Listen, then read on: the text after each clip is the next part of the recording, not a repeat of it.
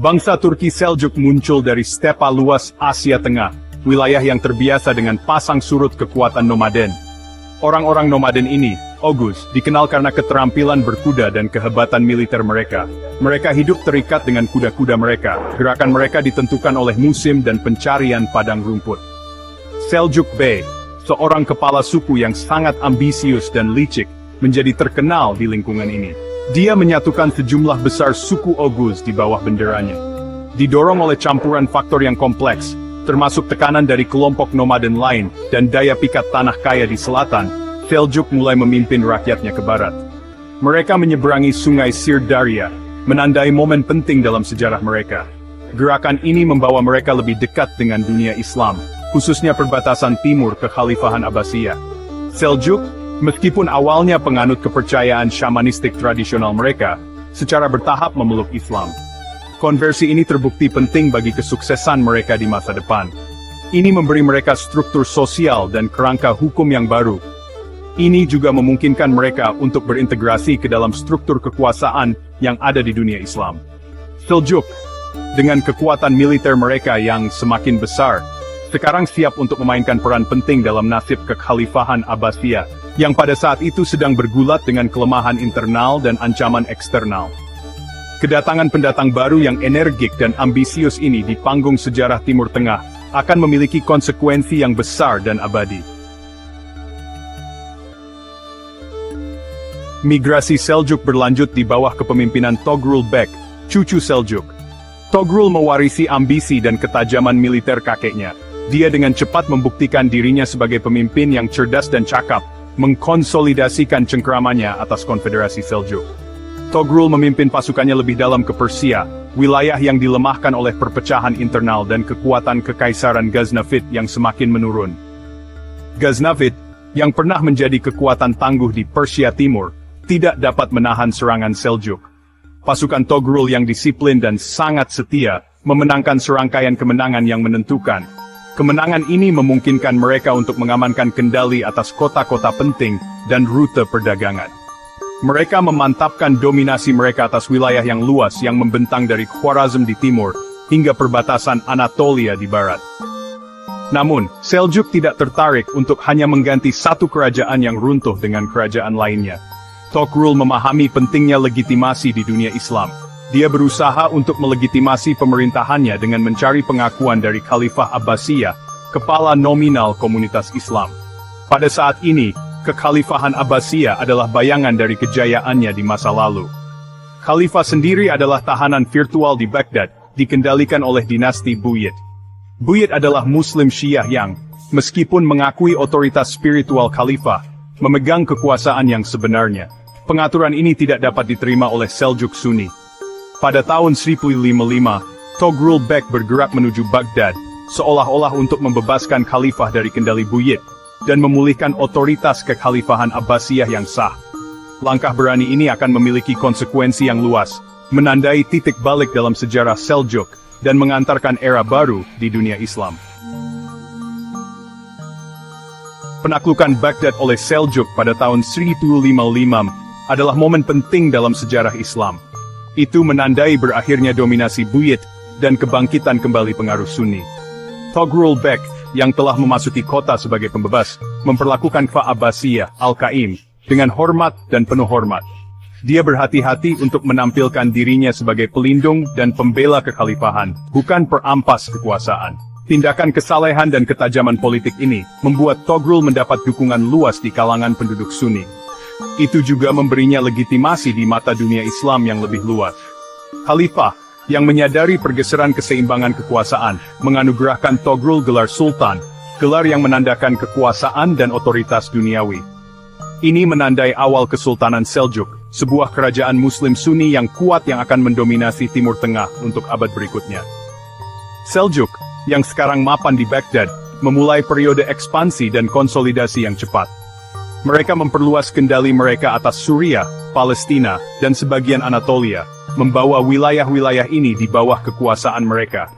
Pemerintahan Togrul menyaksikan pembentukan pemerintahan yang terpusat dan militer yang kuat. Dia sangat bergantung pada birokrat Persia, yang dikenal karena keterampilan administrasi mereka, untuk mengelola urusan kekaisaran. Seljuk, di bawah kepemimpinannya, membawa periode stabilitas dan kemakmuran relatif ke wilayah-wilayah di bawah kendali mereka. Pemerintahan Togrul Bek, meskipun ditandai dengan kampanye militer yang konstan, meletakkan dasar bagi zaman keemasan Kekaisaran Seljuk. Penerusnya akan membangun di atas fondasi ini, memperluas batas kekaisaran, dan mengantarkan era perkembangan budaya dan intelektual. Alp Arslan, yang namanya berarti singa heroik, menggantikan pamannya Togrul Bek pada tahun 1063. Dia mewarisi kerajaan yang luas dan kuat, tetapi kerajaan itu masih menghadapi tantangan di berbagai bidang. Alp Arslan, ahli strategi militer yang brilian dan pejuang yang berani, dengan cepat membuktikan dirinya lebih dari mampu menangani tantangan ini. Dia melanjutkan tradisi ekspansi militer Seljuk, memimpin pasukannya menuju kemenangan melawan pemberontak internal dan musuh eksternal. Dia memahami pentingnya mengamankan perbatasan kekaisaran dan memperluas pengaruhnya. Salah satu prestasi terpentingnya adalah kemenangan menentukan atas tentara Bizantium di pertempuran Manzikert pada tahun 1071. Pertempuran ini, pertempuran para Titan yang akan memiliki konsekuensi besar bagi masa depan Kekaisaran Bizantium dan Seljuk, menyaksikan pasukan Seljuk yang dipimpin oleh Alp Arslan, mengecoh dan menghancurkan tentara Bizantium yang lebih besar. Kaisar Bizantium, Romanus Fart Diogenes, ditangkap. Kekalahan yang memalukan yang mengirimkan gelombang kejut ke seluruh dunia Kristen. Pertempuran Manzikert membuka gerbang Anatolia, jantung Kekaisaran Bizantium, untuk pemukiman Turki. Kemenangan ini memiliki konsekuensi yang luas, menandai titik balik dalam sejarah wilayah tersebut. Alp Arslan, terlepas dari kemenangan militernya, dikenal karena keadilannya dan perlindungannya terhadap pembelajaran. Dia memahami pentingnya tidak hanya menaklukkan tanah, tetapi juga memenangkan hati dan pikiran orang-orang yang ditaklukkan. Dia menugaskan pembangunan masjid, perpustakaan, dan rumah sakit, berkontribusi pada perkembangan budaya dan intelektual kekaisaran. Pemerintahannya, meskipun relatif singkat, adalah periode kejayaan militer dan efisiensi administratif, yang semakin memperkuat Kekaisaran Seljuk sebagai kekuatan utama di wilayah tersebut. Bagian 5, Malik Shah yang pertama, puncak kekuatan Seljuk. Putra Alp Arslan, Malik Shah yang pertama, naik tahta pada tahun 1072. Pemerintahannya menandai puncak kekuatan dan kemakmuran Seljuk. Malik Shah, seorang penguasa yang cakap, mewarisi kerajaan yang luas dan stabil berkat upaya para pendahulunya. Dia melanjutkan kebijakan ekspansi dan konsolidasi militer, mendorong batas-batas kekaisaran ke timur ke Asia Tengah, sambil juga mempertahankan tekanan pada Kekaisaran Bizantium di barat. Namun pemerintahan Malik Shah bukan hanya tentang penaklukan militer. Dia memahami bahwa kekuatan sejati terletak pada penciptaan negara yang kuat dan stabil. Dia fokus pada penguatan struktur administrasi kekaisaran, memusatkan kekuasaan dan meningkatkan tata pemerintahan. Salah satu prestasi terpentingnya adalah pengangkatan Nizam al-Mulk sebagai wazirnya. Nizam al-Mulk, seorang sarjana dan administrator yang brilian, memainkan peran penting dalam membentuk lanskap administrasi dan budaya Seljuk.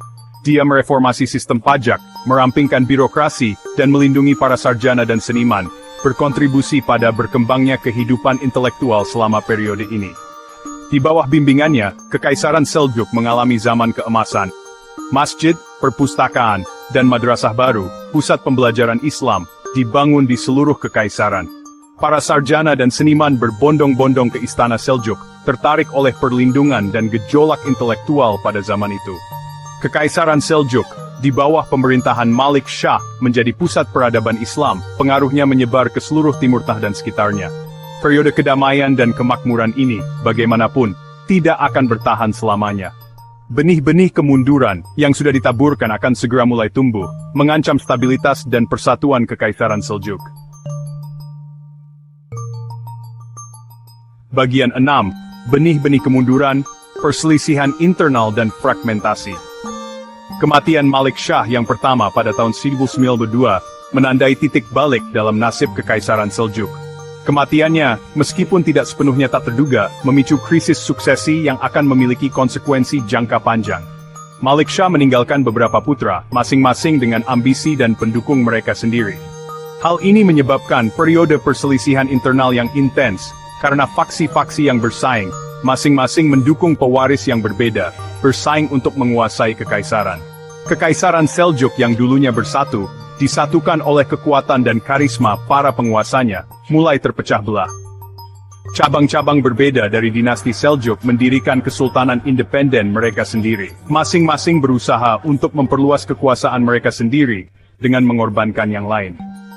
Kesultanan Seljuk Rum, yang berpusat di Anatolia, cabang Suriah yang berbasis di Damaskus, dan dinasti Khwarezmian di Asia Tengah, semuanya muncul dari disintegrasi kekaisaran yang dulunya perkasa.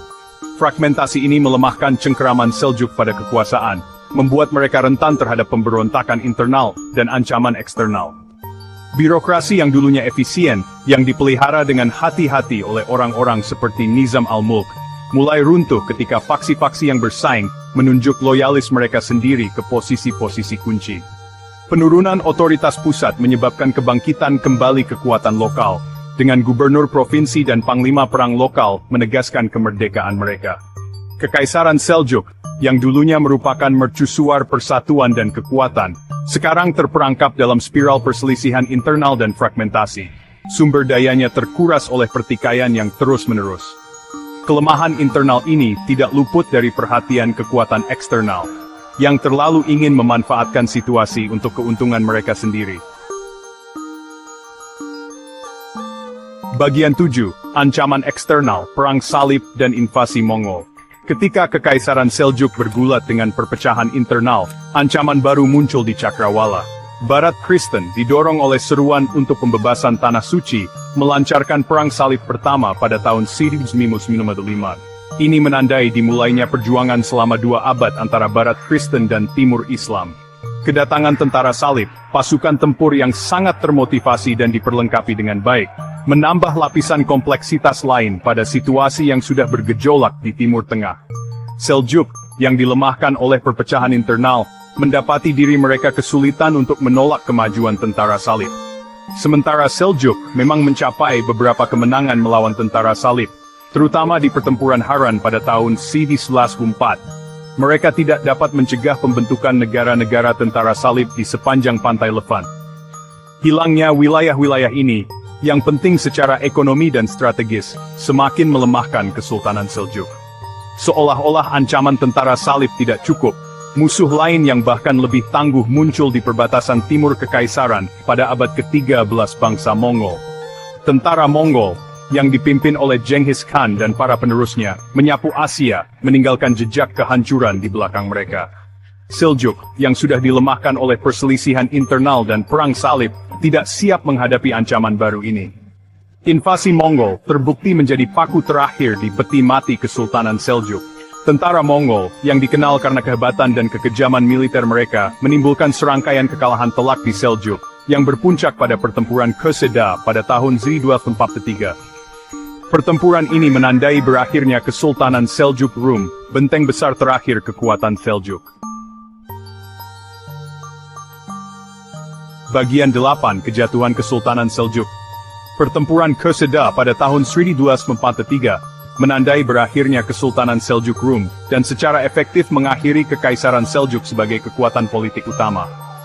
Kekaisaran yang dulunya perkasa, yang membentang dari pantai Laut Mediterania hingga perbatasan Cina, sekarang direduksi menjadi negara kecil di bawah kendali Ilkhanat Mongol. Bangsa Mongol, meskipun menghancurkan dalam penaklukan mereka, tidak tertarik untuk membangun kerajaan yang bersatu di Timur Tengah. Mereka lebih suka memerintah melalui pengikut lokal, mengambil upeti dan tenaga kerja, sambil menyerahkan administrasi sehari-hari di tangan penguasa lokal.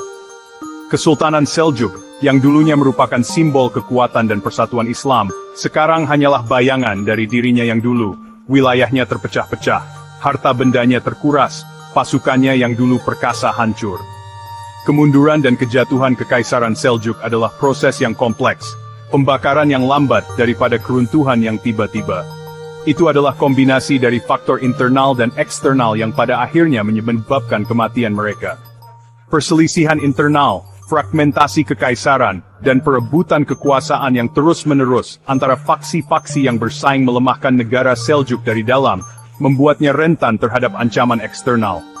Kedatangan tentara salib di barat dan invasi Mongol di timur, keduanya merupakan peristiwa bencana besar dalam hak mereka sendiri, memberikan pukulan terakhir bagi kekaisaran yang sudah lemah. Bagian 9, Warisan dan Dampak Seljuk.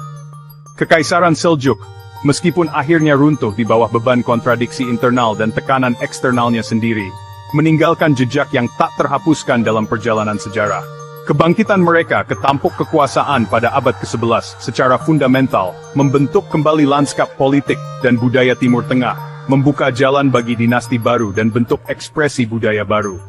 Salah satu warisan terpenting mereka adalah pembentukan kerajaan Muslim Sunni yang bersatu yang membentang di wilayah yang luas.